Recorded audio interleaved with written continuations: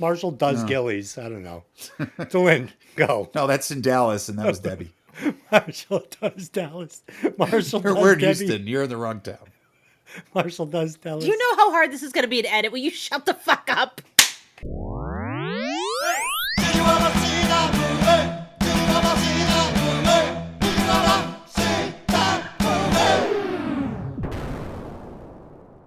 Welcome to Hey, did you ever see that movie? I'm your hostess, and as always, I'm joined by my spunky little co-host, Dylan. My legs are sweating, mama. When you gonna take me home and rape me? And joining us again, the podcaster with 1,000 potions, Mikki. Hi, everyone. And last but not least, the podcaster, packing heat, Tony 2.0. Where are you going? I'm going home. How you gonna get there? I got a thumb and I got a middle finger. Oh, shit. Okay. Mikki, without tipping it too far, Staying Alive or Urban Cowboy? Gun to the head. Gun to the head. You know what? No. Staying Alive. Thank you. It's not even close. It's not even close. It's Staying Alive all day. This is fucking insane. It's like a Twilight Zone episode. Okay, this week we will be discussing the 1980 drama romance, oh, that's a joke, movie Urban Cowboy, directed by James Bridges, written by Aaron Latham and James Bridges, starring John Travolta, Debra Winger, Scott Glenn, and Madeline Smith. As always, this podcast will contain spoilers, so if you haven't seen the movie, go watch it, then come back and listen to the podcast.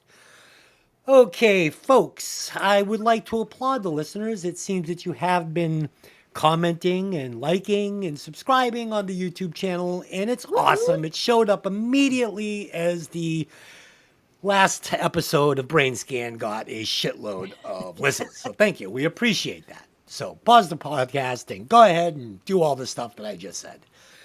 Right now. Right at this very moment. Okay, let's do some quick opening thoughts on this one. I will get us started.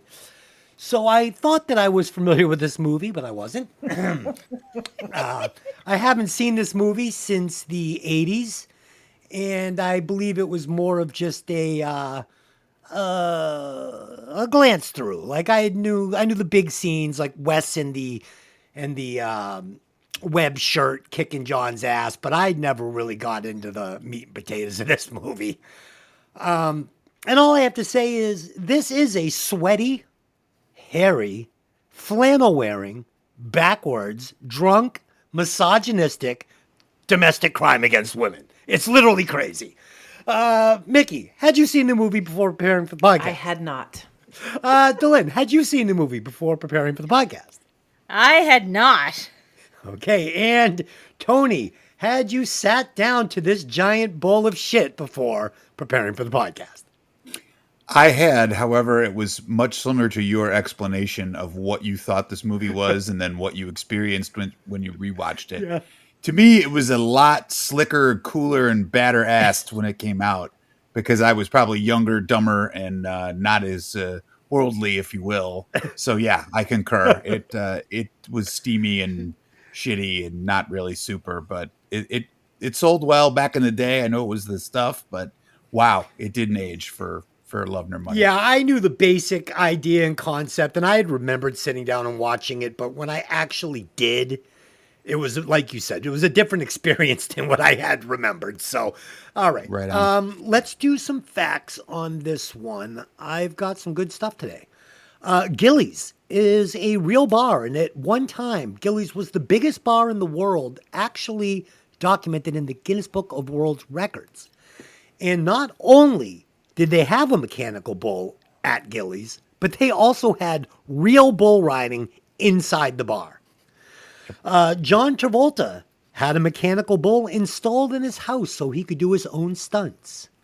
And finally, Urban Cowboy was inspired by the real-life romance between Drew Westbrook and Betty Helmer, who were regulars at Gillies Honky Tonk in Pennsylvania. and helped with the production, but separated before the movie's release. Betty and Debra hit it off right away, and Debra even wore Betty's real wedding dress in the movie. But Drew did not care for John Travolta and thought he was too pretty boy disco to be playing a real cowboy. Lynn, you got any facts on this? No. Okay, Tony, do you have any facts on this? I thought it was kind of interesting. Apparently, Sissy Spacek had turned down the role of Sissy, oddly enough. And I could not see her doing this. No. I'm not a huge Sissy Spacek fan, but I think as a style of actress, she's probably not cut out for this. I thought Debra Winger was probably an adequate fit for the role. She plays it well. It's in her wheelhouse, and I think she was one of the better performances, if you will. Guys, she's playing the same character we just saw her play in An Officer and a Gentleman. Same exact character. Right, which is just a couple years after this. It's the same thing, but it's the idea that, I'm thinking like young, bright-eyed, thinks she knows some things, turns out she doesn't know her ass from a hole in the ground, you know what I mean? Yeah. This whole movie is like, it's almost like a growing up movie. It's like a Breakfast Club for cowboys. We'll get there because it's the idea that we'll get there for sure. I made some parallels between some growing up teen movies for sure. I know Delin did as well. Not only that, but apparently Debra Winger beat out an unknown named Michelle Pfeiffer for this role. They wanted my Pfeiffer. Research, which I thought was wicked interesting because she would have brought a whole new dimension. Yeah, they wanted to the character. They wanted Pfeiffer bad. They thought that Debra Winger was not pretty enough for this role, and they wanted a prettier girl. I think that Debra Winger is the perfect white trash barfly pretty. You know what I mean? Like it worked in worked off. That's why I said I think her not only casting but her performance is to a T who Sissy as a character is. Oh yeah, no, it's one of the. So there's only a couple things in this movie that really work, and it's Wes and the actor that played him. I mean, he's fucking master. Absolutely, and Debra Winger as well. I mean, the character is deplorable, but the fucking actress is wonderful. So.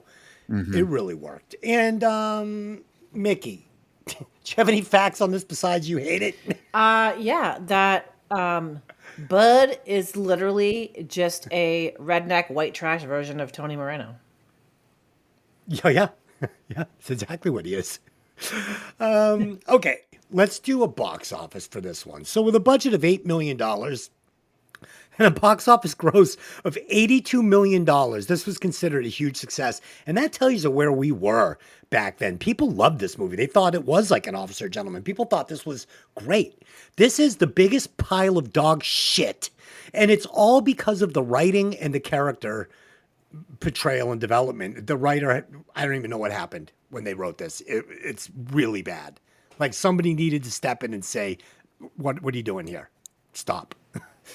Okay, let's do a quick synopsis, and I will give it to you. Bud is a young man from the country who learns about hitting women in Houston. Okay. Okay. Glenn, let's break it down. Let's see what we got. Urban Cowboy. Full disclosure, my darling husband decided he was going to give me a break this week. And do the write-up for me. So I have literally just kind of skimmed it. It's fucking hilarious. I'm not changing a thing because it's amazing. Okay. All right. Bring it on. Full disclosure, it's not me. Okay. And I actually did this one. Like I sat down and wrote this shit out. So yeah, he actually did. Okay. Okay, so here we go. We get a quick scene of our main character, Bud, leaving his mommy to move to Houston for a job in the city's oil refinery industry. He hopes to save enough money to move back to his hometown of Spur, Texas, and buy some land. Bud stays with his Uncle Bob and his family, with whom Bud is close. Bob takes Bud to the local honky-tonk bar, Gilly's. Bud quickly embraces the local nightlife there before having a sweaty threesome with two mindless sex slaves. One of whom who is Jerry Hall. Oh. Yes, I know. Yeah. Did you die? The first thing I said, I was like, oh my God, that's Jerry Hall. Well, nothing personal, but it's not like she was turning down movie roles on a regular basis. Yeah. Let's be honest. Yeah. She's not skilled. But yeah, Des brought up to me, hey, it's kind of like they're running a sex ring out of Gillies a little bit. What do you think? Yeah. Des. Yeah. So in the first scene, right away, we learned that Bud is soft. He's soft. He's a total mama's boy. Come down, get breakfast. I don't want no breakfast, mama. He's a soft little mommy's boy, which sets up this stark contrast between him and his future antagonist, Wes, who is a real badass cowboy. He's rid rodeo. He's done time in prison. He looks amazing in a fucking mesh shirt. He is just the real My deal. thought, exactly. First of all, Des, no one looks amazing in a mesh shirt. I look okay? amazing in a mesh shirt. I have pictures. Well, you have a very high opinion of yourself. I do. God love I you, do. bro. You're limited only by your mesh shirt. Yeah. That's it. Don't be limited. Go chest or go shirtless and show us your stuff. Oh, I have many times. All right. I like And in this opening scene, the family chasing the car, this felt like the beginning of the Karate Kid when he's leaving New Jersey. I mean, that's what this is. And then once he gets to Texas, this feels like Footloose. He rolls into town with the radio up, but it's reverse. Instead of being Ren and the city boy, he's Bud, the country boy in the big city. So we're just flipping the script here. Same basic idea. And let's not into it.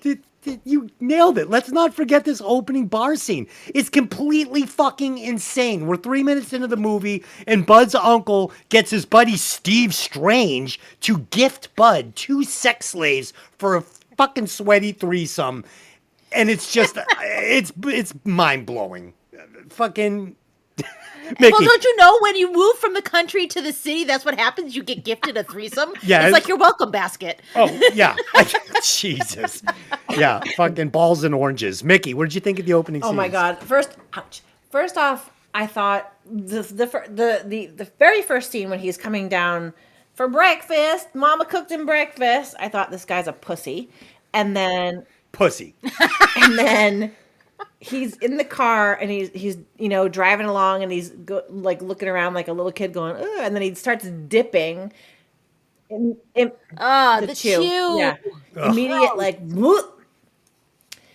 And then he gets to his uncle's, which I honestly I loved the one of the only redeeming things about this movie was I liked the family dynamic of his uncle and his uncle's wife, and she was great. His uncle's wife was great. And then when they're in the bar, right before he meets the 2 sex slaves, Debra, when they show the shot of Debra Winger, the first time she sees him, it's exactly like it was in Officer and a Gentleman when she sees Gear. But then it was fucking disturbing. She looked at him like he was lunch. She had such a predatory look about her. And I was just like, wow. She's literally the same character that she was in An Officer and a Gentleman, just with more balls. Yeah, and a little sluttier because she looks at anybody that gets on the mechanical bull God. like lunch. It's crazy. She's mesmerized by a man sitting on a mechanical bull. She's like, sploosh. It's gross. Tony, what do you got on these opening scenes? How do we say this? I think that at this point in Hollywood's life, any 6 sentences are strung together into a script to make a movie. I mean, they're trying to show Travolta's character Bud is like this man about town and this sexy guy, and he's not. He's a fucking hick who don't know shit from Shinola, and as you guys have said, he's a mama's boy. He's got a good looking truck, and he can wear a straw hat. What the fuck? And it's almost to the idea that they want to elude the idea that he wooed these women. Yeah. But we all know that's bullshit. This guy's got about 6 things to say, none of them good, and he's rough. Yeah. Compared to everybody else in this movie, he's the weakest character in the whole goddamn plot. By far. Barry Corbin, the guy who plays Steve, like you said, is a great actor who's been in a lot of small stuff. I'm sorry, correction. Barry Corbin is the Uncle Bob, and a guy named James Gammon was Steve Strange. Yes. But they both have these small roles that have large effect on the way things go. And the script could have done so much more to kind of give us entertainment if you incorporated them in a greater essence. Uncle Bob is like the knowledge deliverer to try to get Bud to get his head squarely out of his ass. And, it doesn't kind of work. And, there's a lot to it, but you know, Travolta, even to the point where he goes in for the job interview later on and he can't even like shut up and just take what he's given. So it's a hard film. The first scenes, I like the idea that he's wowed by this huge, you know, South Houston kind of setup at Gillies, and he is that wide-eyed kid, but they don't make him innocent. They try to make him into some dashing debonair guy, and he's far from that. So Yeah. it's a little off the mark. You guys, both of you said something that rang true to me, Mickey. So you're talking about the character building. Both of you kind of touched upon it with different characters. And the movie had a lot of potential. It could have been a very good movie, like An Officer and a Gentleman. But the problem was, like Mickey, like you said, the aunt and the uncle, they were decent characters, but they didn't do anything in the movie except lie to his mother. Yeah, our son's in church. You know, the fucking uncle is, you know, getting him hookups. There was no arc where the uncle actually acts like a Mr. Miyagi, like a mentor to Bud. Like they tried to sort of touch on it, but they didn't like play it enough to where it mattered. And I cried everything. I didn't care when the uncle dies. Yeah, they didn't. Spoiler alert. I told you know they didn't make you give a shit enough about anyone in that movie. About no, and what I was saying about the writing of the movie is there is no antagonist protagonist. Everybody is an antagonist. Everybody. There's not a character you're supposed to root for in this movie because they all are fucking bad people. Yeah, they're all terribly flawed. Yes. And they all fucking know it, and yet they do very little to right the ship. No, they run know what I around mean? stabbing each other in the back throughout the entire movie. Every Exactly. single character. Every single one. Right. It's insane. I mean, I'd make the argument that without the writer, you know, assassinating Wes's character in the last 10 minutes of the movie, he would be the most sympathetic character to me. I mean, if they didn't have him beating up Sissy Spacek or Debra Winger, because he's clearly likes Sissy and knows that she's using him to make Bud jealous. She's treating Wes like shit throughout this movie, along with everybody else, really. Oh, it's crazy. Dylan. keep it Including rolling. herself. Including herself. Including herself. Right. But we got into it. She's going to draw first blood, like Rambo said. So, Dylan, let's go. Okay. The following night at Gillies, Bud meets Sissy, who asks if he's a real cowboy. They fall in love during a montage set to look for looking in love in all the wrong places. Then we get more sweaty scenes at Gillies. Bud slaps Sissy in the face, and she knows he's Mr. Right, so of course they say yes, and she says yes, and they get married. Their wedding reception is held at Gillies, and they immediately move into a brand new mobile home. Although they are in love and passionate, Bud and Sissy have many quarrels. Sissy is a feisty, independent woman, while Bud believes in traditional gender roles, that a man works and a woman's place is in the home. However, both of their lives settle into a routine of work by day and hang out at Gillies at night, where Bud takes a liking to riding the mechanical bull. When Sissy also wants to ride, he forbids her. I would like to talk for a moment about the scene with the first slap. So you get the first slap, she takes off, she's like, fuck you, I'm not putting up with that shit, blah, blah, blah. She goes out, she tries to leave, he starts chasing her in the truck. The next thing you know, they're fucking wrestling in a puddle. Now here's the thing, you take that fucking do-do-do-do-do-do-do-do-do-do music off it, and you put like screeching violins, and it's a horror movie. That's a horror movie. He's like trying to abduct her. That's freaky. Like if any dude ever did that to me, I would never talk to him again. I'd get a restraining order. Yeah. It's Not marry him. This is the beginning to the burning bed with Farrah Fawcett. This is horrifying. Yeah. So we're back at Gillies again because the whole fucking movie is, let's go to Gillies and get a bear. Whole fucking movie. Even the end, he's trying to get out of there. Come on, man. Come back into Gillies and get a bear. It's fucking crazy. So we're back at Gillies, and Steve Strange, the actor, actually was the coach in Major League. That's where you're going to recognize this guy from the most. Yeah, he's had a bunch of bit parts. He's offering Bud 2 different sex slaves tonight. So these aren't even the same 2 first sex slaves. He's like, Bud, you want a couple more? And these 2... Well, it's Gillies. Everything's bigger at Gillies. We got plenty of that. Don't worry. It's crazy that this guy, Steve, always has 2 mindless whores to give away. It's mind-boggling. And like Dylan said, I was getting the feeling that like they were running a human sex trafficking ring at fucking Gillies, and Steve Strange is the ringleader.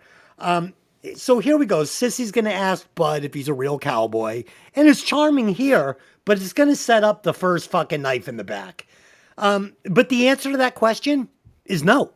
He's not a real cowboy. He's not even a real man yet. He's a little spoiled mama's boy, and that is ultimately going to be their downfall as a couple because she wants a real cowboy, and he is jealous of everybody from Ress to Sissy because he is faking it. He's a poser, and these are all real cowboys and real cowgirls, and he can't handle it. And it's fucking with his machismo, if you will.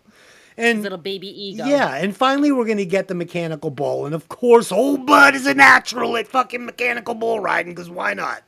But why this is important to me as a viewer or anybody, I don't get it. It's fake bull riding. It's not even a real sport. And if it is, who the fuck cares? In my opinion, this should have been real bull riding, especially since it was actually offered at Gillies at the time of shooting. The argument would be, it's too expensive to shoot a real bull riding movie. But I say bullshit, no pun intended, because they used real bull riding in Luke Perry's movie, 7 Seconds, which was a way better movie than this piece of shit. And I sobbed like a baby at the end of that one. Mikki, what do you got on Oh, gosh. this?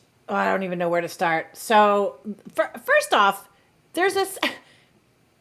They did this whole montage of, like, you know, them getting married, and they get the fucking whatever. And then she's talking to someone, and she said that she's married, and they ask her how long. She's like, about a week. I'm like, so every fucking night of your marriage, you've been to Gilly? Like, the way the montage went, I thought that it was like 6 months later. And Tony said something about 6 months later, and it was like a fucking week? Me and Delyn said the same thing. Like, this movie takes place over like a 3-week period. I'm like, no. This is like fucking 3 summers. What are you talking about? And, you know, then whenever she started, I don't even know what they were talking about because I was just already so disgusted at that point.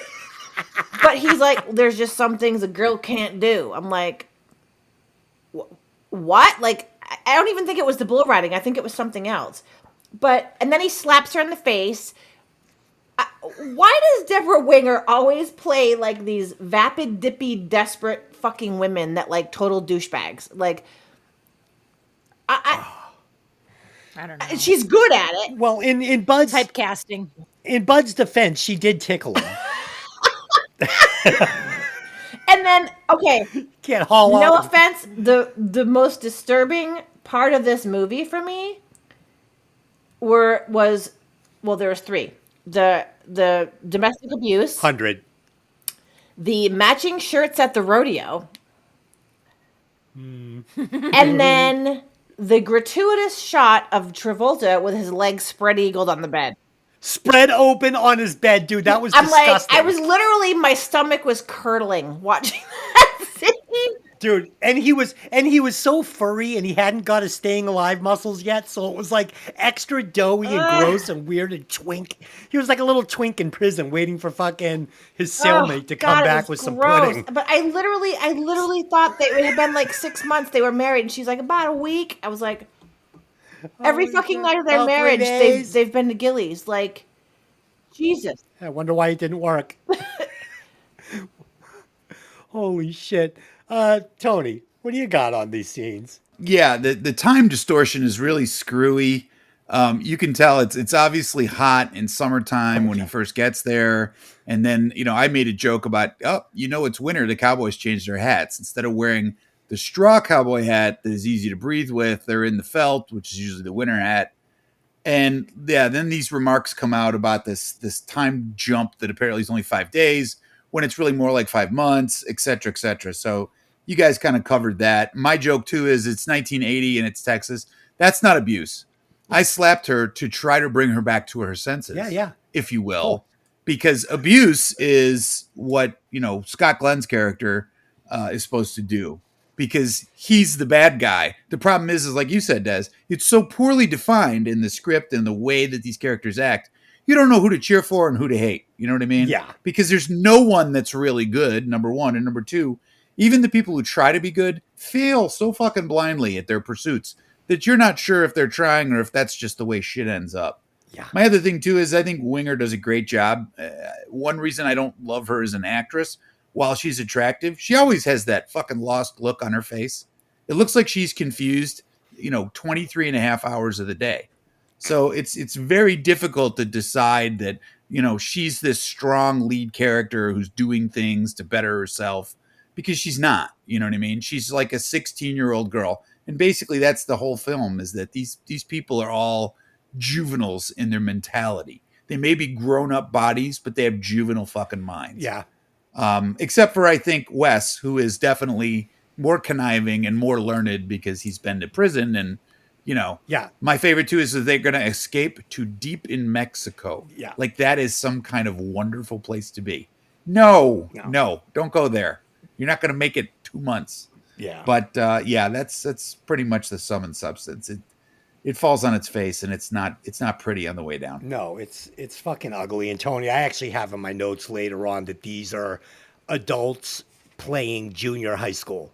Like I actually wrote that. Like this is junior high school, but with bigger stakes. And Wes, they're not anything except adults in age. But their mentality is definitely and the director AV. doesn't even follow his own rules, because at the end of the movie, Wes's character completely devolves into a man that can't defend himself and can't. It's just bizarre. I'm like, so what, Dylan? Now fucking Wes can't throw a punch or block a punch. He's just a little sniveling wimp on the ground getting beat up by John Travolta. Didn't play for me. It's a joke. Meanwhile, Wes Hightower, on parole from Huntsville Penitentiary, lands a job at Gilley's running the mechanical bull due to his rodeo skills. He flirts with Sissy, who's flattered, but a drunken Bud is enraged, and he's outraged that he outrides him on the bull, and he's actually a real cowboy. He and Wes end up in a fist fight. Sissy, against Bud's wishes, spends her free time at Gilley's during the day learning how to ride the mechanical bull. The next morning, Bud goes to work hungover and almost kills himself by losing his balance and falling on the scaffolding. Des, I know you got a lot to say about this situation. Okay. All right. So at this point in the movie, everyone is having fun before everything blows up. Bud's getting along with Sissy. They're going to the fucking Gilley's every single night, like any normal married couple does. You go to the bar every single day.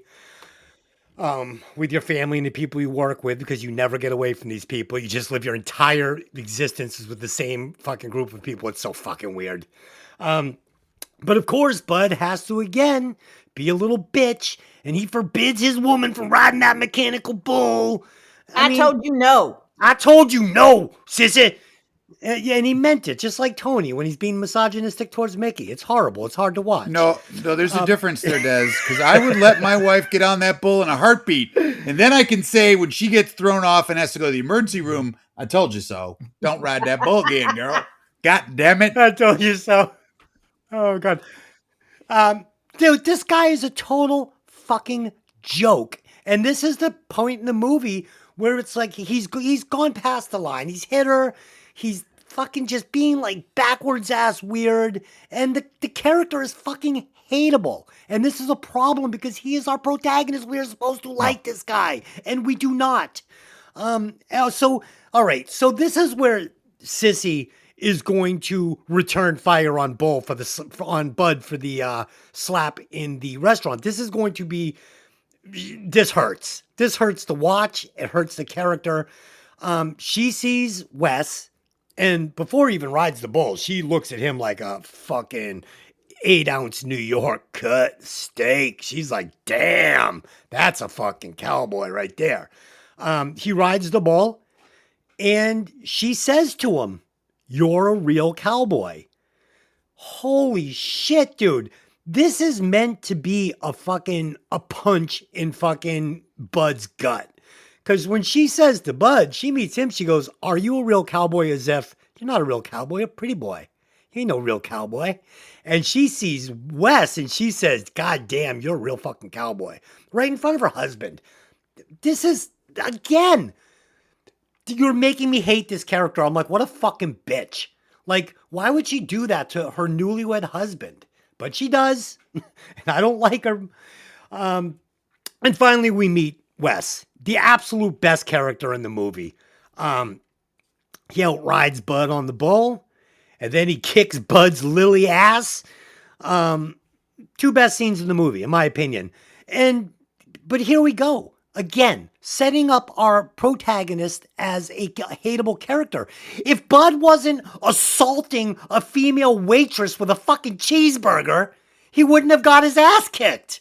He got his ass kicked because he's throwing cheeseburgers at women. He's a fucking psychopath, okay? And I'm 100% Team Sissy here, okay? But what did she really think was going to happen when she went behind her controlling, misogynistic, newlywed husband's back to learn how to ride a bull from Wes, the real cowboy, and then surprise him in the bar? Did she think he was going to be like, oh my God, Sissy, this is the greatest thing I ever saw.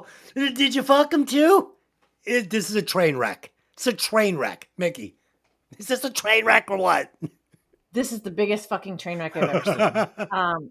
First off, it was funny because I even said to Tony, watching this, it was like watching relationships in the town that I grew up in. Oh no. Except we're not in the South. You know what I mean? And just very small town, very incestuous. And I'm going to admit this freely, Scott Glenn was sexy as hell in this, even though he was a dick. If I was a woman in that bar back then, I would have totally just melted for that guy. Oh yeah. He was like the epitome of sexy bad boy. He walks in that freaking diner with the Trent Reznor fucking fishnet skirt. I was like, woo! Yeah, me too. Oh man. Oh my God. And when he flips off Bud with the tip of the hat with the middle finger, I was like, oh yeah. Whenever he tips his hat to Sissy, I was like, oh my God, I would have jumped on that when I was younger. And of course she doesn't say shit, Mikki. She doesn't say, I'm married, I'm here with my husband. Fuck you. Oh no. No. Sucks, She's hedging her bet. She's testing the waters to see which one's actually better. Yes. Bitch. When Bud throws the food at the waitress, oh my God, ask Tony. I was like, what the fuck? Like, what is wrong with, he's a man-child. He is Tony Moreno in a cowboy hat. He's a fucking man-child. Yep. He treats his wife like an asshole. And that last,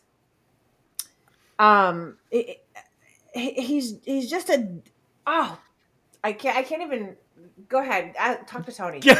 Tony, what do you got on these scenes? So Joey, do you agree with me on this low blow from Sissy? Oh yeah, she's a fucking total snake, right? You can't be married to one guy. I know you had this whirlwind bullshit romance where you wrestle in a puddle and now you're married, because that makes perfect sense, right? It's wicked juvenile, right? You had a fight and you're in physical confrontation, and now you agree to something emotional, even though you've not thought about it and you've done no fucking, kind of due diligence, if you will. But anyway, moving right along, she's now playing the field while he's standing there, and it's supposed to be okay. I mean, that's, even in the 8th grade, that's not okay. The classic, are we going steady? Or whatever bullshit you want to apply to it. That apparently doesn't have any bearing on her. I make the joke when she goes to the parents, that small shot of her upbringing. Dad runs a junkyard. She wants to get off early to go ride the bull. She says, Daddy, can I leave work early? He says, instead of being a dad and saying, no, we got fucking work to do, he goes, ask your mom. And what does she do? Runs over to mommy, and mommy goes, okay. Did your dad say it's okay? They're not parenting. They're just letting her get away with whatever the fuck because she wants to go ride the bull.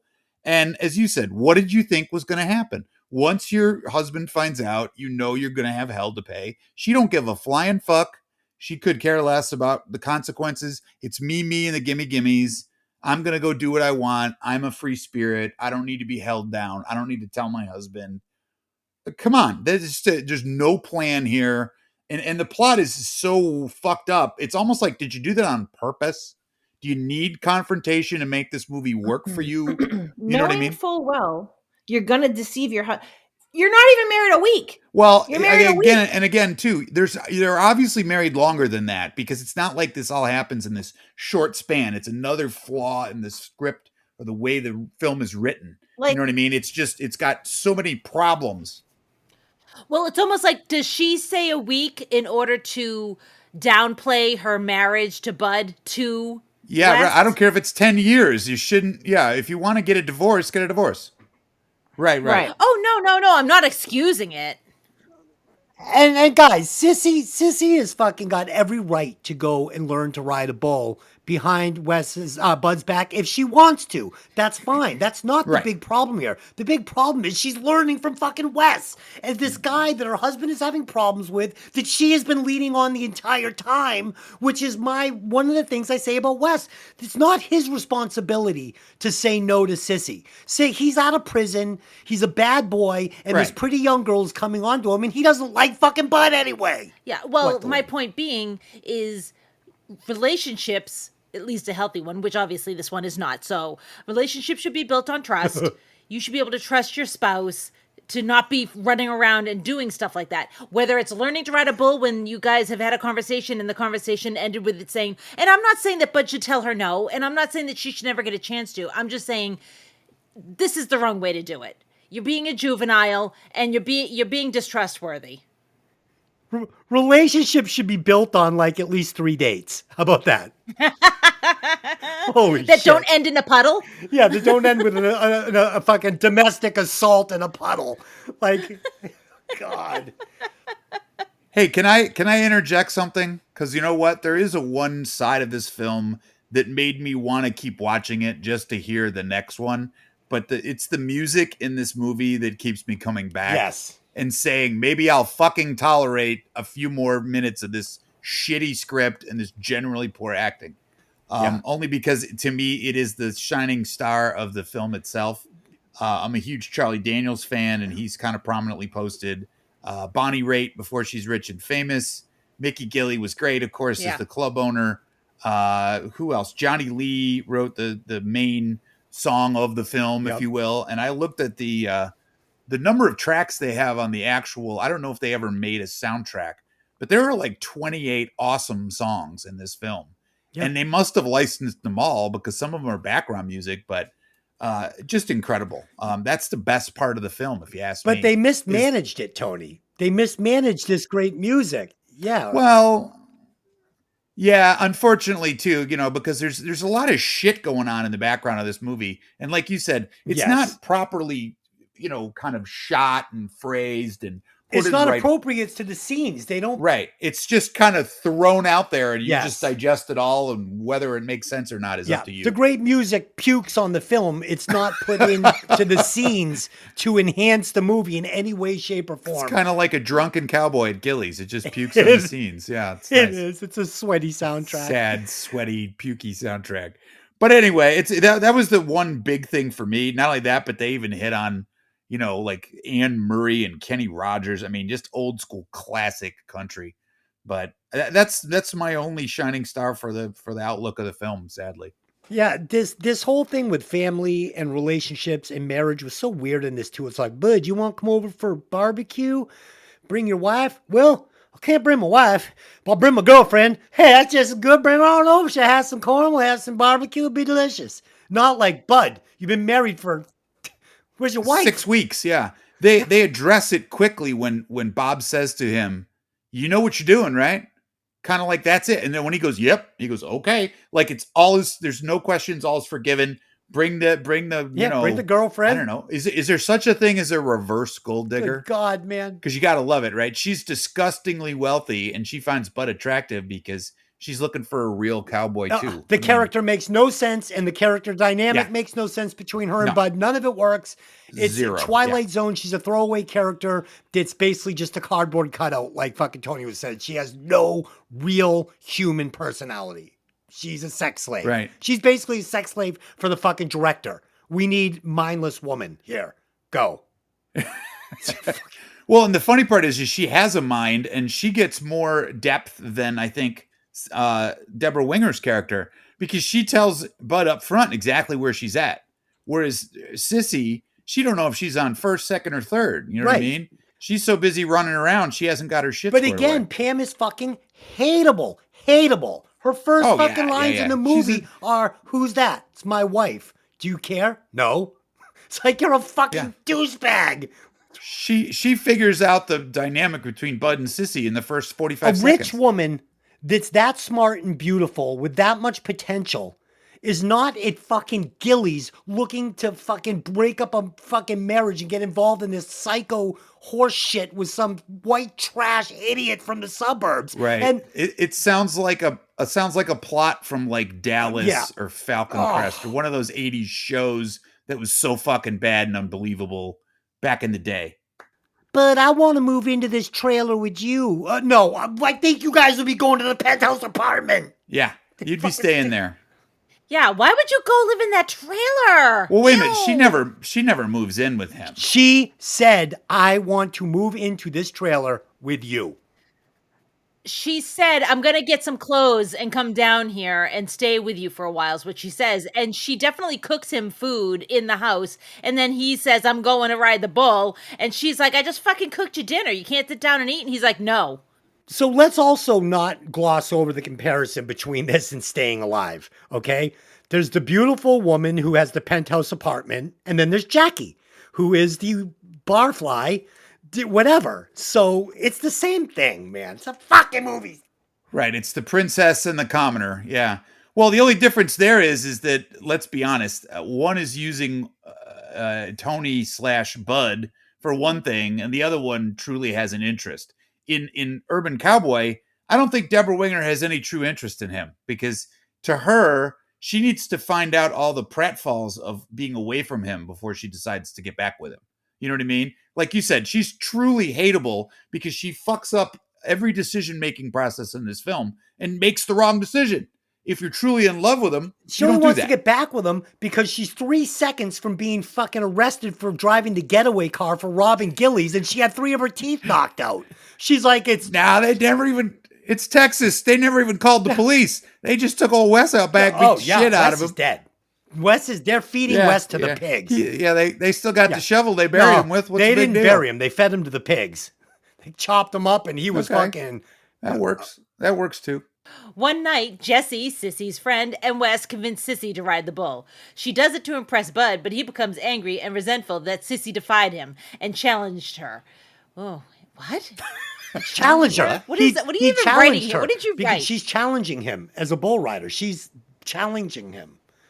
They have a ride off here. Did you watch the movie? Yeah, to the odds that it's a Oh, did they? competition. Competition. Right, between Remember them. when he's Oh, I like, didn't "Get really on that bull, understand do it again, sissy." She's like, "It's fine, I don't have to. Do it. We're going toe to toe, bitch, on that mechanical bull."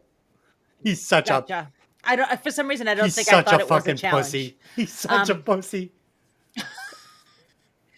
When Bud falls off during his second ride in that challenge, Wes swings the bull around fast and breaks Bud's arm.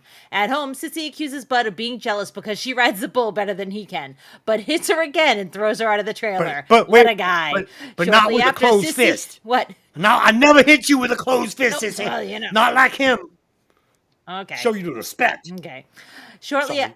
Oh my God! Shut up. Was it the bitch slap Sure. or the pimp Bitch. slap? Always is the real bitch. question. And down Bitch, south, it's a bitch. Always bitch? Okay. Yeah. Gotcha. Temple. Shortly after, Sissy and Bud see each other at Gillies, but Sissy, still angry, refuses to talk to Bud. To make Sissy jealous, Bud introduces himself to a beautiful girl named Pam and dances with her, while Sissy dances with Wes. Bud and Pam leave together, but Sissy, upset, declines Wes's sexual advances. Soon after, however, Sissy moves in with Wes, who lives in a rundown trailer behind Gillies. And Bud is now with Pam in an upper-class cowgirl with a killer apartment, and Bud wants to enter the mechanical bull riding contest at Gillies. Oh God, that fucking trailer behind Gillies is so trashy. So after Sissy proves to Bud she's a better dude. So first of all, have you ever seen like in The Shining where it's like day one, dong, and it'll be like, so this movie, this is like day 3 after the wedding, dong, like that's. So after Sissy proves to Bud she's a better bull rider than he, a better mechanical bull rider than he is. This is where Wes instantly spots that Bud is a total fake cowboy, and he breaks his arm for being a total fucking poser. And it's one of the time, like I'm like, is he the protagonist? Is this like he's breaking Bud's arm? I hate Bud. Am I rooting for Wes now? I'm not sure. I loved it. And I want you guys to notice that in this scene, they'd already fought once, and Wes whooped his ass. So Bud gets his arm broken. He goes to charge Wes, and what does Wes do? He's got a fucking knife behind his back. And we know he just got out of jail. He's about to gut Wes like a fucking like big mouth bass right there on that fucking bar floor. So Bud dodged a bullet here. He was about to get stabbed. Back at the trailer, Sissy is right. Bud is being jealous. He's being a little bitch.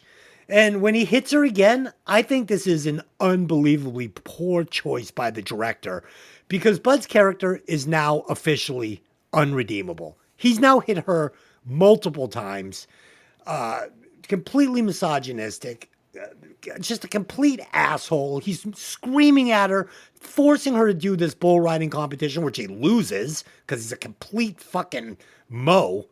I don't understand the writing. This whole section of the movie, when we meet Pam, this is fucking insane. Like you said, this is adults playing junior high school. This movie completely goes off the rails here. The dance scene with Sissy grabbing Wes's ass and Bud molesting Pam while they stare into each other's eyes is so unbelievably fucking weird. And then Bud asks Pam, when are you going to take me home and rape me? Yeah. He says this. This was written and okayed by the fucking writer and the director. They said, yeah, I think this is a good line. We should definitely do this. My head exploded after he said that. I'm at a loss for words at this point in the movie. Bud is insane. He's a fucking crazy person. And the character of Pam, she's wretched. She asks Bud, who's that? That's my wife. Is that a problem? No. Okay, let's go. Then they get out to the truck and she's just like, take me home. Let's do it. And then we're supposed to feel bad for Sissy, but she's using Wes to make Bud jealous and has been since the very first second we see Wes. But Sissy is fucking preying on this ex-convict, dangerous man. She's playing this guy for a fool and he's no chump and he doesn't like it. And she eventually gets what's coming to her for fucking playing around with a dangerous motherfucker. He's wrong, but she's dumb. And the whole thing is stupid. And as far as the upcoming fake bull riding contest, who the fuck cares? This wouldn't even air on ESPN HD8. It's not a real sport. Mikki. Yeah. Thank you. I agree. First off, can I just say, I know this would have ended the movie, but I was fucking praying that he was going to fall off that scaffolding and die. Like, yeah, Mick had got into the film and she's like, oh, an hour and 7 minutes left. Jesus Christ. Shit. Like, there are very few films that I just detest pretty much everybody in the film. And then the lecture, I'm looking at my notes, the lecture he gives her at the dinner table regarding like cleaning and cooking and like, that's what she's supposed to be doing. This, we live like pigs, and it's been a fucking week, and your house looks like that. What the fuck? Do you know what I mean? Yeah. Like, come on, dude. That flip that Scott Glenn's character did was amazing, and then when he takes off with the rich chick, and then he brings her to his family's house. It's so weird. And the family's fine with it. They don't fucking say anything. Like, I felt like, come on, the aunt should have at least said, what the fuck are you doing? But no, let's all go out, right? Yeah. That's Sissy who? I mean, what the fuck? This fucking movie, like, there's not one redeeming, aside from the music. And how good Wes looks. Yeah.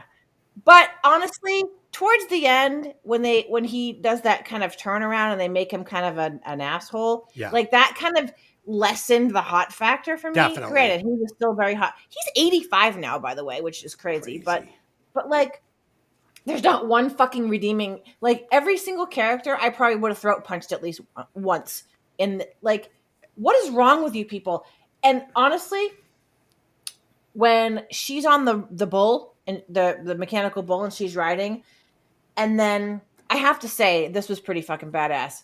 The way she kisses Wes's character when she's on the bull and she's kind of upside down, I'm like, yeah. And then honestly, he goes away. And does that mean you liked it or you didn't? No, I did. What's the I did too. part? When she sits up like all sexy, I looked at Tony and I literally said, The Pause the fucking movie? core strength. Huh? Pause the movie. No, I literally was like, the core strength that girl needed to do that was out of this world, and she pulled it off. I was like, oh my god, like I could not do that right The now. shit we think of. I know. Yeah. I'm like, Isn't wow, it fun good getting core old? strength. Yeah. Mickey, you were talking about Wes and how they uglied him up at the end with his behavior and his character arc. So my belief is this. I think they got to the end of the movie and they realized that we weren't rooting for anybody. And they were like, I think the crowd might be, the audience might start being confused on who's the protagonist and who's the antagonist.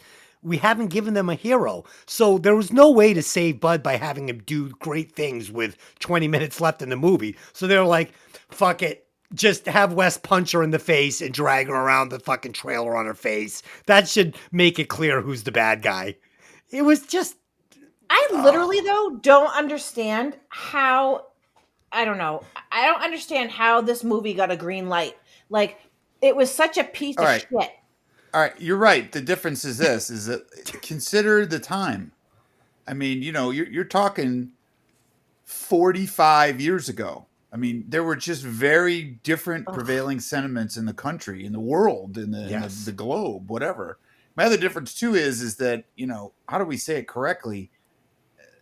I don't want to say a simpler time. That's not enough, but it's the idea that we're not exactly bending norms here. We are now because things have changed significantly in social kind of construct. But this wasn't uncommon in the day. I mean, it's essentially based on a real life kind of whirlwind cluster mess Gillies romance. Yeah. So it's paper thin to start. It only gets worse as it goes down, into the plot. By the way, can I just also comment that Debra Winger's characters also hang out with idiots and morons. And this friend that she had here, did she have a toothbrush? Like, no. Teeth Dear, that was called realism in the film. That's the realism of it. Yeah, no dentist. Actually, I like Texas. I like Bud's buddy. His name is Cooper Huckabee, and he's been in quite a few movies. But he's like one of the few voices of reason. He's like, no, Bud, don't do that. Come over here and do this. Yep. Don't run out there and get your ass kicked. Stay with me and drink a beer. Yep. He's the only one with any kind of fucking meter to turn the idiocy down a few notches. You know what I mean? Yes. Because Bud is so childlike and he just goes and does stupid shit without thinking or telling anybody or whatever. He's like almost, mentally handicapped because he does such dumb shit and doesn't think about anything. And so he's just a mess. Can we just call him our protagonist then? He's the hero? Sure. Let's make it, because he's about the only person that would fix. Yeah, so fix anything. What was his character's name? I think his name is Marshall in the movie. Movie should have been called Marshall vs. Gillies. Yeah. At all. Marshall it's a court case called Marshall vs. Gillies at all. Marshall does Gillies. I don't know.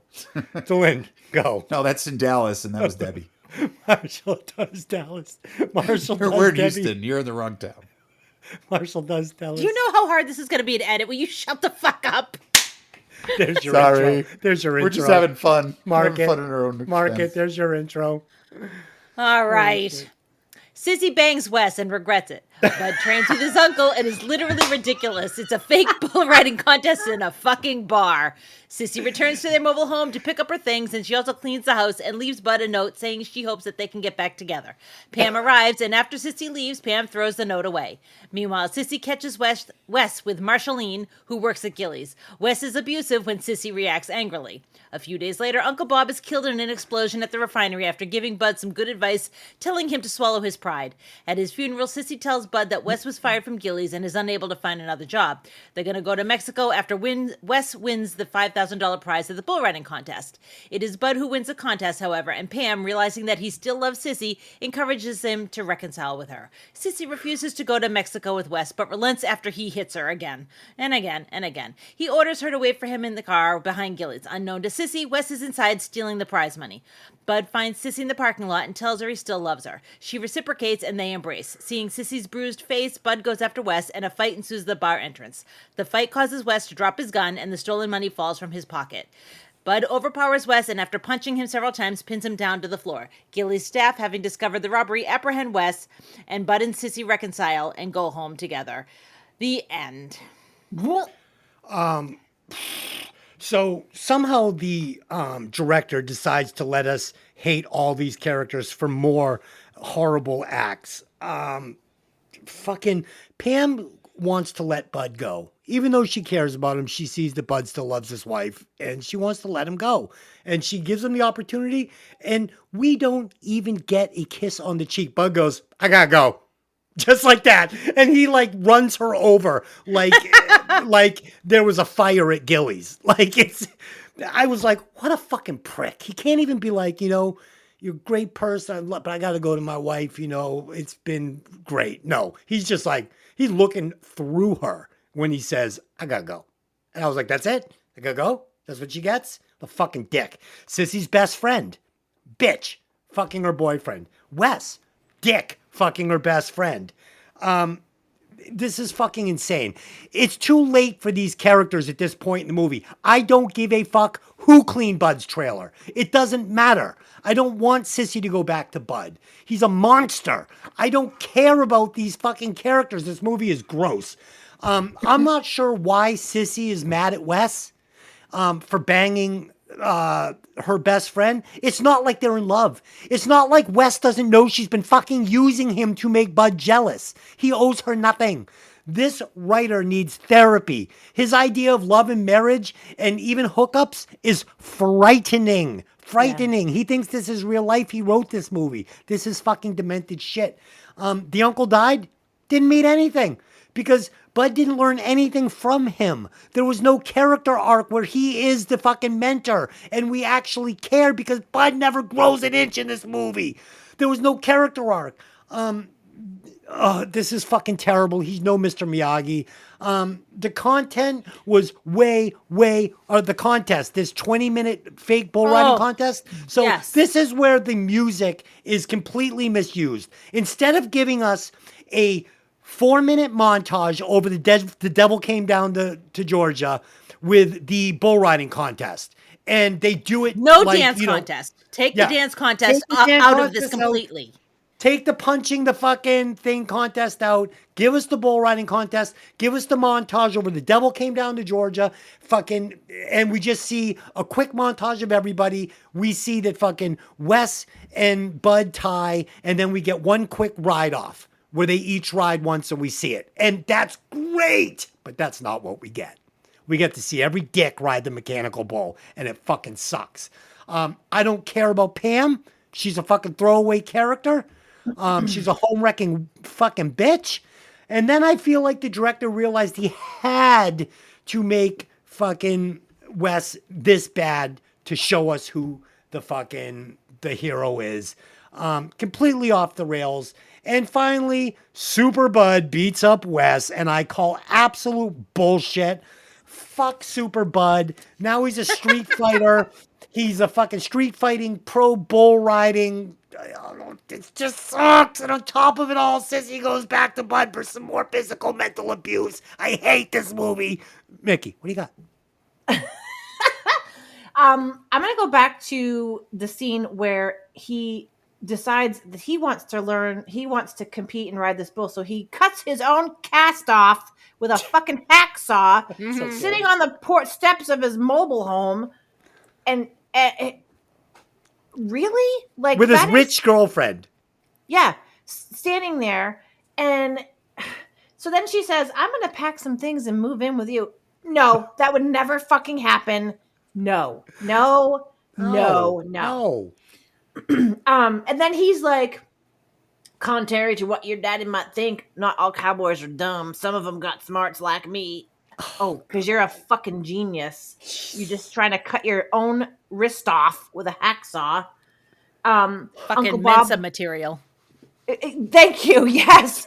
Uncle Bob, most boring fucking death scene ever. I liked his character, but I didn't give a fuck enough about him. And then they just, it was like a non-issue. Like it was the most boring death scene ever. No, he says, no, but first of all, he goes, Bud, you know, Jesus loves me. And then God strikes him down with a lightning bolt. Like, no, you suck. You all suck. Don't bring And me the into way, this. and I agree, Pam, throwaway character, but she was a good douchebag. Like, you know what I mean? Every time they were in either Gilly's or even at the funeral, as soon as she sees Sissy, she like claims him. Yes. She Yes. does the protective, he's mine with the arm. And I feel like, girl, you can have him. He's, you know what I mean? Like, he's just disgusting.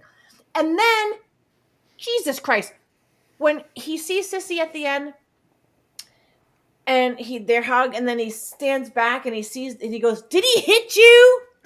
Like, how dare he? I'm the only one that can hit you." You know what I mean? Like, You're my what punching the bag. fuck? Oh my god, this movie sucks. Only the husband can hit his wife. Only the This movie husband sucks. beats his woman. That's how This it movie goes sucks. down south. Tony. Yeah, it's a race to the bottom in this script. It's to see who's the more depraved, the more fucked up, just general pile of steamy hot shit. The only thing I'll say is at least Wes, we know Wes is a true character. He's no fucking good from the giddy up. He just continues to be no fucking good with a topper of no fucking good at the end. You know what I mean? And he gets his. Everybody else kind of gets a pass in the script, which is shittily developed. And sadly, the only people that have any promise in this movie are underwritten and don't have any kind of, you use Mr. Miyagi. I would even say that, you know, just a few proverbs. Treat people the way you want to be treated. You know, just the basic shit. It's Yeah. you know, we've said it before. We'll say it again. It's the kind of thing where everybody here is irredeemably fucking bad and they don't really give a fuck. You know, Pam's character, she could be a throwaway. My point is that it's supposed to be like a toy. Like he's the toy she's playing with. Yep. And then when the shit hits the fan, she's like, fuck it. I don't even want to bother with you because you're not enough for me. So she lets him go back and, you know, kind of tries to push him at least in the right direction because she knows what she's doing and who she is. She's one of the smarter people in the film. But she's also arrogant and, you know, she's got a lot of problems. So Yeah, but no offense, like he wasn't a fucking prize. Do you know what I mean? Like, No. I think She doesn't finally want a realized prize. She just you're a wants a toy to man-child. play with. Yeah, she just wants a toy to play with. The other thing too is that, you know, we'll talk about it in the recast, but Travolta, try as he might, he ain't much here. You know what he I mean? ain't. He's not physically there I mean, yet. He doesn't fit the mold. They try to take a square peg and pound it into a round hole, and it just doesn't fucking work. It doesn't fit. Yeah. It doesn't fit. Tony, I think a word that you said really rang with me, and it's respect. The characters didn't have respect for each other, and having just a little bit of respect would have made these moments hit. Like when Bud said goodbye to Pam. Like, you know, you could have cared about Pam. She could have been a girl that was like lied to. You know, and then he could have shown some respect and some heart, and they could have had that touching moment where she lets him go back to his wife, even though she loves him. But they didn't give us any of that, so none of it No. mattered. And Yeah. also, let's talk about the fact that this movie is 2 hours and 12 minutes long. No. Yeah. You got to cut this thing down to an hour and a half, hour 45. You know, you take this bull riding bullshit at the end, you cut out the dance scene, you cut out the punching thing, and you do a montage, like Des says, over The Devil Comes Out to Georgia. You do that. You fucking wrap it all up with a nice pretty bow at an hour 45. And I might, like, Hill Valley Tournament it, just like the Karate Kid. You know, give me that quick montage at the end, and then just one big thing at the end.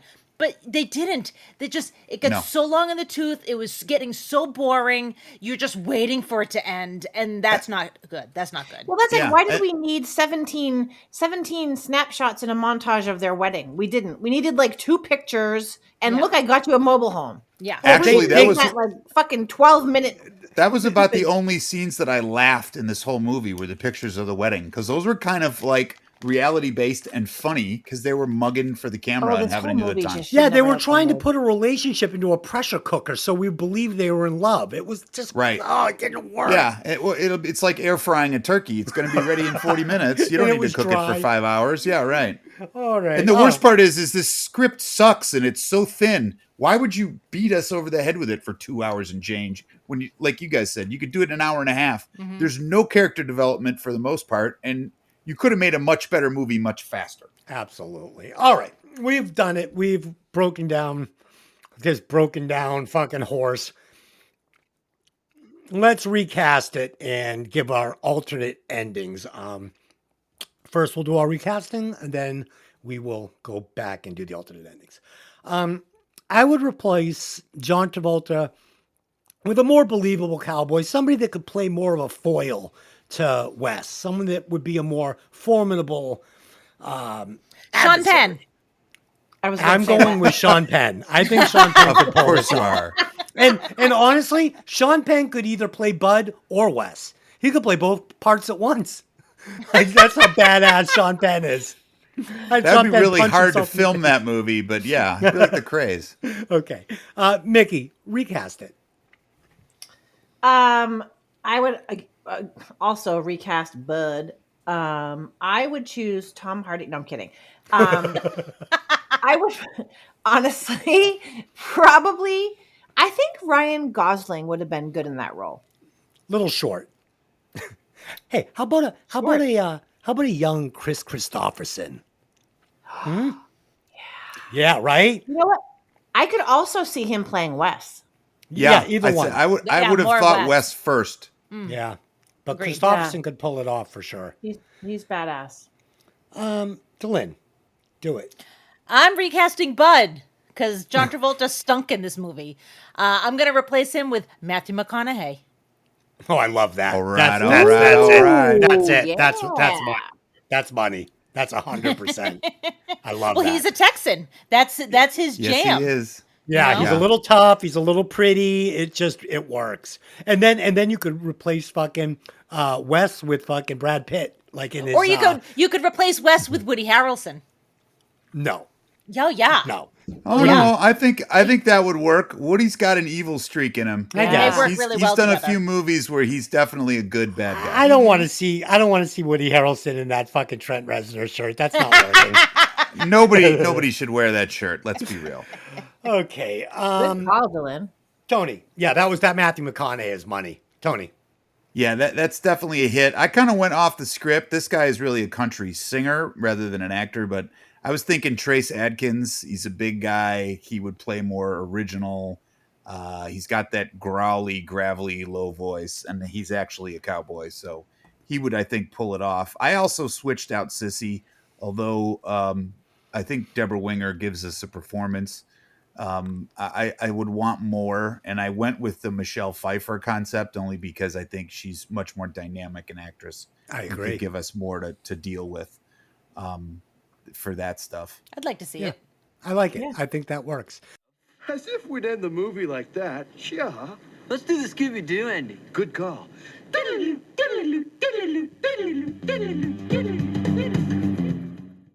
Okay, let's do our alternate endings. I have an amazing one for this movie, like really good. You guys want me to save it for last? I will. Delyn, what's your alternate ending? I want you to save it for last. It's so you really will. good. That's good. It's really good. Okay. Okay, All so right.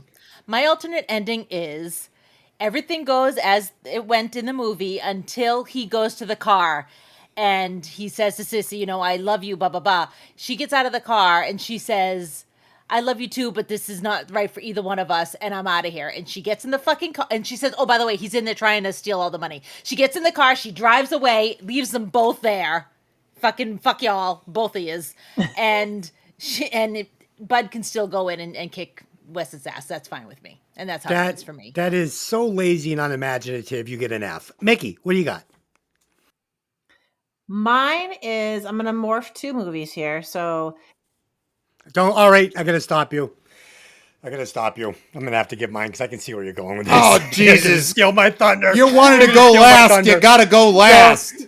She's gonna steal my thunder. Okay, go ahead, steal my I'm gonna thunder. morph this movie with Armageddon, but I'm gonna change the ending, and the whole fucking meteor hits the town and destroys everybody. Oh, wow. That was cold. Oh shit! With Armageddon. Because we all know Dez is going to merge Saturday Night Fever and this movie together, and it's going to be a I am. cowboy line am. dancing festival or something. Yeah. All right, Tony, go ahead. Fire dance. Jackie. Yes, sir. Jackie. Tony, go ahead. I'm going to have Debra Winger Armageddon. foils the robbery attempt when she figures out that Wes is NFG and doesn't want to have Gillies, her lovely home away from home, hurt. She actually winds up killing Wes in a fit of, I don't know, baseball bat, blunt object, right? She's going to vent all that pent-up aggression and all that abuse he's given her, and she's going to get her man by beating him to death with a blunt object. Bud goes away and goes back to Mama because Sissy rebukes him and says, "You're not the guy for me because you don't treat me right, and I'm not having your shit. So pack your gear, get in your truck, go back to your mama." And Sissy becomes, I don't know, the head of the bull riding competition at Gillies or some shit, and wins the money, and goes off to do bigger and better things. Because honestly, I think if anybody could redeem whatever dumb shit they've done, it would be her character. I love your concept of Sissy killing Wes. I think that is so great. Perhaps she comes in, Wes is getting the best of Bud, like really killing him out back, beating his ass. Beat him to death, and she hits him over the head and kills him. And, the whole town comes together and, with the sheriff, we don't know what happened. Yeah. There was this thing. Or to the idea that, what, some bitch had it coming. That's how he gets it. Yep. I like it a lot. But now it is time for my reveal. Dum, dum, dum. So here we go. So the woman hating Bud comes out of the closet and moves to New York, where he stars in a Broadway dance musical called Satan's Alley. He meets a local guitar player named Frank and spends the rest of his days getting Frank his cold beers. And Sissy becomes the first female professional bull riding champion. The end. Nice. I love it. Thank you. Okay, so there we go. Let's do some final thoughts. We'll score this thing, put it at the number 97th position, and call it a day. I don't know. It's a tie. Tough one with Brain Scan last week. So, yeah, that's going to be bad. It'll be interesting to see which one winds up at the bottom. So this movie is horrible, avoided at all costs. Every character sucks ass, and the writing is atrocious. My rewatch score is 1. I'm giving it half a point for Debra Winger's acting and half a point for Wes and Scott Glenn's performance of the character Wes. I liked that and that alone. Lynn, what do you got? This fucking movie's terrible. I mean, I'm going to give it a little bit of points for, I'm not going to give it a 0. I'm going to give it a little bit of points for the good soundtrack. Wes was cool. Debra Winger was doing her best with the shit sandwich they gave her. I'm going to give it a 0.8. Oh boy, this thing is looking like it might edge out Brain Scan. Mickey, what do you got to do here? This movie sucked. I totally agree with everything you said. I don't even know why this movie was fucking made, how this movie got the green light. There was no purpose for this movie. John Travolta should be embarrassed that he was in this movie. I give the only redeeming quality to me for this movie was the music. And so I'm going to give it a 0.75, and I'm going to give it 0.25 for Scott Glenn and 0.5 for the music. And that's it. Nice.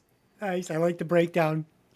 Tony, I think it's up to you. What are you going to do with this thing? This could make or break this movie. I'm going to be just a tad bit kinder than some of y'all. You're absolutely on the right track. The film is dog shit, to say the very least. It could have been a something, it's could have been a contender. Brando. I could have been a somebody. I could have been a contender. It could have been a good film, but it's terrible script. There's piss poor character development, and it's a good concept. If you pitched the film to a studio, I could see where you'd want to go in like a 10-minute, talking to a producer, director, whoever. But the execution blows. The characters are shit. I mean, it's just bad. I love the idea that they did it at Gillies, and there's a lot of shit going on, but it's poorly organized, as we spoke on. As you said, the music is a redeeming factor, but it's badly used, if you will. And it's the kind of thing where this movie gets in its own way so many fucking times. It's hard to even redo it all. I'm giving it a 1.25. 0.25 for some of the good characters, like Wes, like Uncle Bob, who should have been used more, and some of the other bit parts, and Winger's portrayal of Sissy, and then 1 for the music. which is timeless, even though it was poorly adapted. So Nice. All right, Delyn, add that up. I think I think Brain Scan's still at the bottom. It's not. Wow. Urban Cowboy is number 79 on our list, which means there's nothing underneath it. Brain Scan had a 1.083. Urban Cowboy gets a 0.9525. You can't scrape this movie off the bottom of your fucking age. You ever see that movie, Shoe? God. Okay, so this is officially the worst movie we've ever reviewed. Next week, we're actually reviewing our 99th movie. Wow. We are going to be reviewing Star Wars. Ooh. And we're going to be doing it with a new host that hopefully is going to come over and join the Hey, Did You Ever See That Movie rotation. It is going to be Dangerous Dave from Breaking Vinyl. If you haven't noticed, we haven't been putting out any content because I have personally shut the lights off over Breaking Vinyl. I will get into it with the listeners. If you're a crossover listener, I will explain what happened over there. Great guys, love them all. Just became really hard to put a schedule together that everybody could commit to, and wasn't fair to the show putting out a show, once a month, whatever we could. It just started to I don't know. I didn't want to hurt the brand. I liked the show. I wanted to kind of go out on a high note with Appetite for Destruction. Great guys, just couldn't get the time together to do it as a group anymore. So pull the plug on that. Dave has showed interest in this podcast. He's a great podcaster. So he's coming over for one, and we'll see what happens with it. Right on. So yeah, Star Wars next week with Dave. And if you are a Breaking Vinyl fan, fear not. I have got works for a revamped version of the show that I've been working on. The theme song is already done. There's talks behind the scenes of how we're going to structure this thing, and it will be coming soon. Dangerous Dave will be on it with a female host. So it will no longer be a huge sausage party. Maybe we can bring some ladies on board to listen to the new podcast. So be looking out for that. Should be coming out in a couple of weeks. And yeah, there you go. So Tony, Mikki, as always, tons of fun breaking down movies, talking about movies with you guys.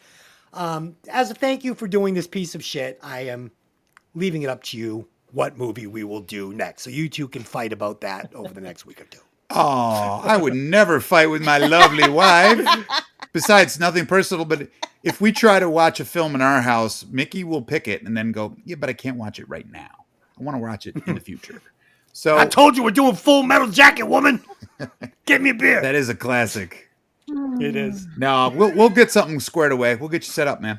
Until next time, I just have one question for you. When you gonna take me home and rape me? See you later. Oh, God. So That's bad. so Yeah. disturbing.